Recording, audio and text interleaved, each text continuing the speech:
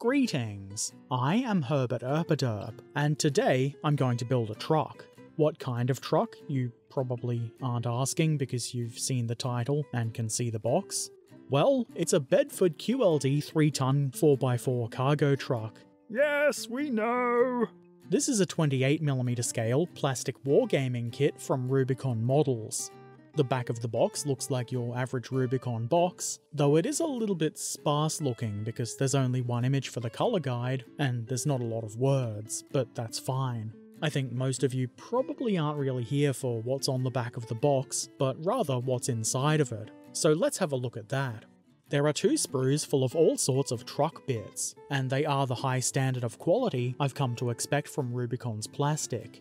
Everything is nice and neat and crisp looking. Mould lines are, as always, present, and you will need to do a small amount of cleanup, but nothing too outrageous.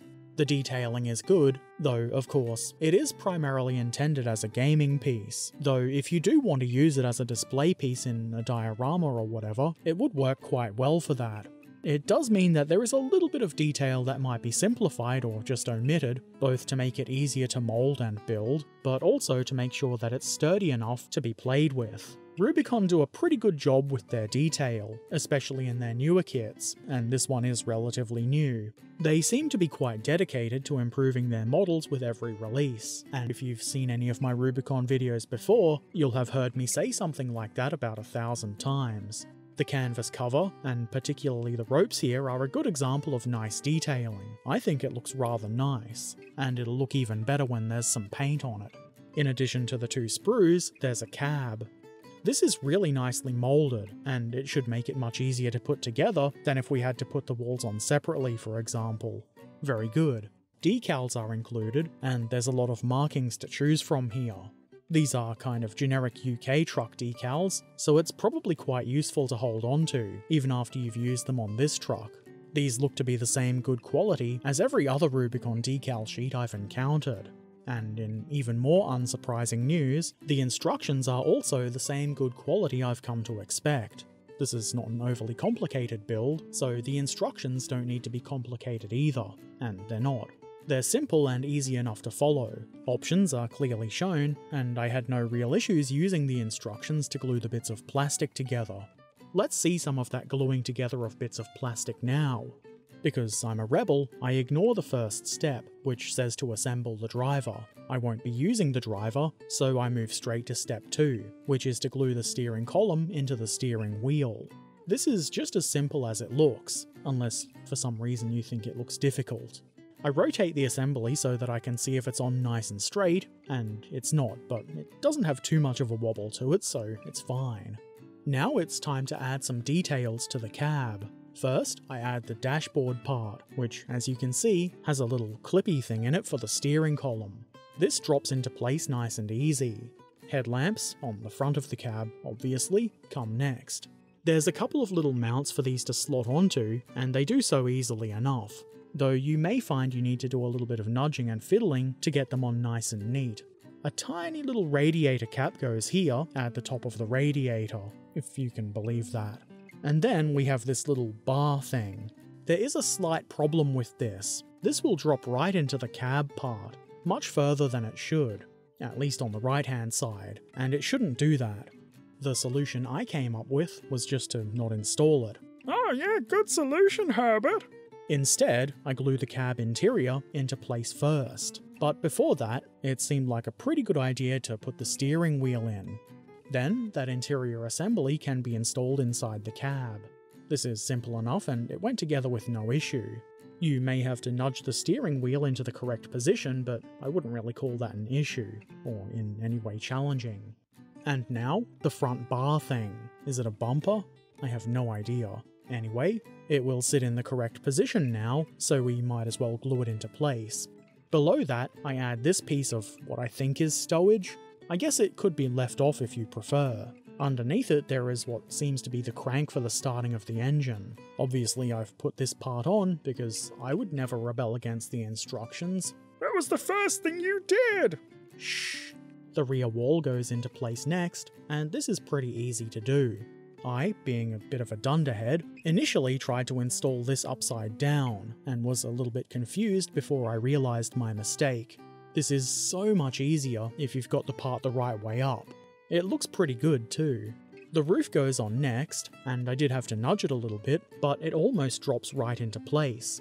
There are two different roofs to choose from, and I've chosen the one with a hole in it because I just love it when the rain comes into my truck. I assume that hole is actually for a passenger, or I don't know, whatever you would call the other guy in the truck. The hole would be for that guy to jump up and shoot any fools they encountered. There is a little cover for the hole, and I guess you could probably model it open, but mine is closed. Time to work on the underside of the truck. I start by gluing together, I think this is a differential box, which is conveniently connected to the leaf spring suspension-y bits that will go at the front of the truck. And then it's time for wheels. These wheels are really kind of odd for a Rubicon kit. We don't often see wheels that come as two halves in this way in these kinds of kits. It's not a complaint, of course, and they are very easy to put together. There's keying to ensure that you're getting the slightly flattened bottom of the wheels together and lined up nicely. That's followed by this little hub thing. This is meant to stick out this far for whatever reason. It looks a bit odd to me, but that's how it goes, so that's how I did it. The wheel assemblies can then be added to the central suspension-y bit. These are keyed, but I can see how they might be put on backwards.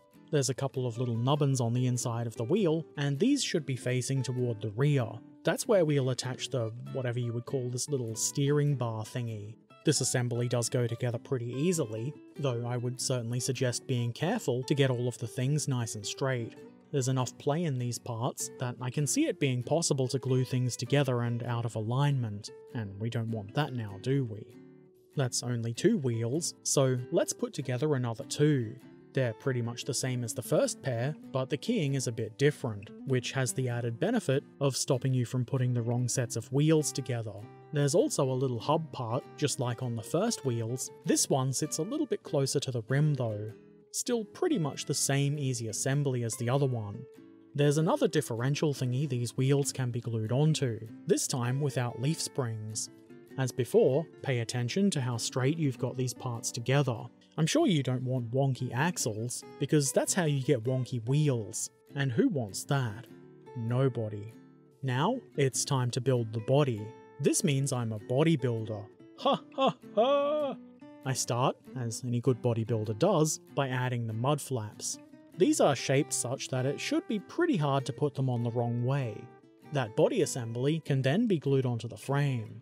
There are some notches where the little cross-frame bits, I guess you might call them, slot into, and once you find the right spot, it pretty much just falls into place.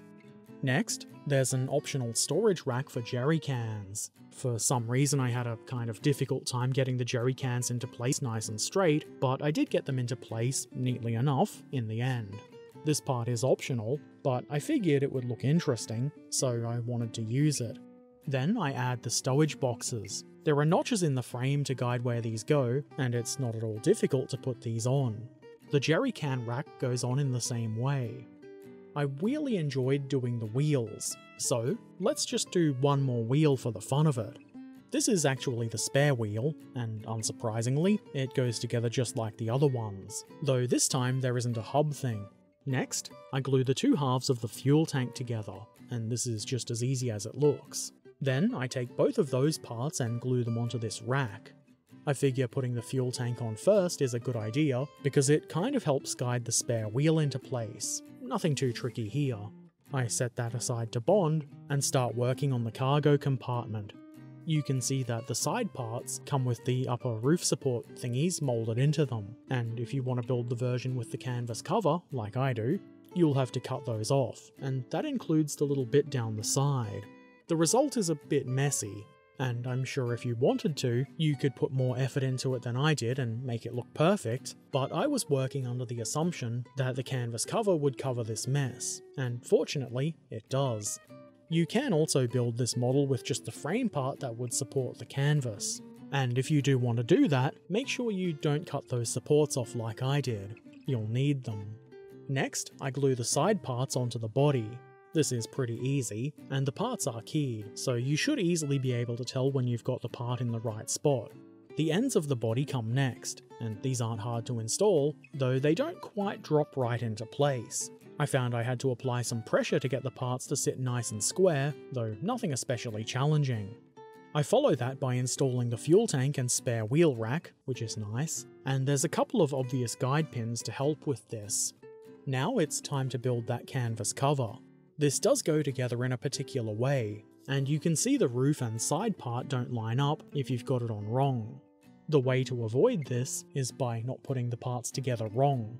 I don't suppose there's a particular order of assembly for this, so I put the front of the cover on next, and it goes together pretty easily, though I'm sure you can see there are some pretty obvious gaps here. And admittedly, I know next to nothing about these trucks, so those gaps could very well be realistic, but if they're not, I wouldn't imagine it being too difficult to fill them in with some putty. I obviously put the other side and rear parts on, and I did my best to minimise that gap, with limited success. I leave that to bond because it's going to be a tight fit over the body, and if we try to press it on now, which will take some force, it's just going to come apart. In the meantime, I attach the rear wheels to the frame. This is pretty simple. The little thing sticking out from the differential should connect with that bar in the middle of the frame. That is meant to be the drive shaft, and it's not much of a shaft really, is it? But as I said, this is a wargaming model, and you're pretty much never going to see this part. The front wheel set goes into place just as easily, and there's a couple of notches in the frame into which the brackets that hold the leaf springs should sit. It did need some kajiggering to make sure everything was nice and straight, but nothing too difficult. It would be kind of silly of me to forget about the cab, so what I did was remember it. There's a few contact points and some keying that make this nice and easy to put on. I make sure to use plenty of glue, so the glue god will smile upon me. The final touch is the canvas cover, and I do kind of wish it was possible to build the frame part underneath this, but I don't think it would fit together very well if you did that. I haven't glued this down yet, and I might still do some trimming to make sure that it goes on nicely, but it's in place for now to demonstrate how it looks. Okay, so that's the Rubicon Bedford QLD Truck in 28mm scale completed. It's not the prettiest truck. It's got that kind of interesting ugliness, is a way to put it, I guess. So it's not pretty, but I do quite like it. I think the model looks really nice. The gaps in the canvas cover are kind of a distraction, but the detail of that cover is rather good, so I can forgive that. And if it does need to be filled in, it's not going to be difficult at all. The rest of the details look really nice, especially considering that this is a gaming model. I'm sure it would make rivet counters fill their panties with rage, but that sounds like a them problem. I find myself, yet again, wanting to waffle on about how great Rubicon's kits are, and they really do just keep getting better and better. I had a lot of fun building this. It's just nice when I build a kit and there's very little confusion and ambiguous instructions leading to parts being put in the wrong place or whatever. It's just satisfying when things just go together, and even more so when you get a good, finished result in one short session. It's a thumbs up from me, in fact, multiple thumbs up. I can do that. As to how this model is used in games like Bolt Action, well, I don't know. You could probably do a few things with it, like hauling shooty-mans across the field, or towing a gun of some sort. Whatever it can do, it's got a place in my army, even if it can't do anything. If you have any questions or comments, feel free to put them in the comments section below. If you'd like to watch me build kits like this one live on stream, head on over to my Twitch channel, which is conveniently linked in the description below. And if you haven't already done so, why not subscribe here on YouTube for the low price of $0. Even I've got $0.